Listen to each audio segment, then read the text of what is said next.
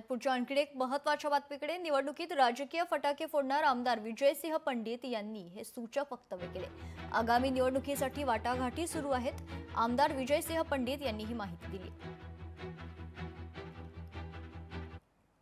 कालची जी आतिषबाजी होती ती लक्ष्मी पूजनाच्या निमित्तानं ते लक्ष्मीचं पूजन केल्यानंतर एक दीपावली निमित्तची ती आतिषबाजी होती आणि येणाऱ्या काळामध्ये आता निवडणुकीच्या तोंडावर नगरपालिका असतील, जिल्हा परिषद असतील, पंचायत समिती असतील, त्याच्यामध्ये त्या निवडणुकीत जी आतिषबाजी होणार आहे ती वेगळी आतिषबाजी आहे। निश्चितपणानं आता महायुती राज्यामध्ये आहे।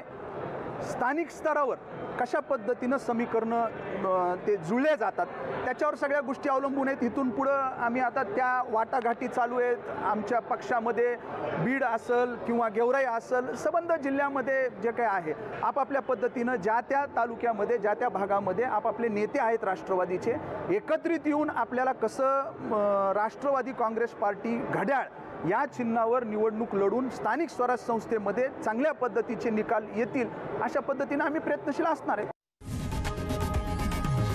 लोकशाही मराठी ऐका, पहा, जागरूक रहा।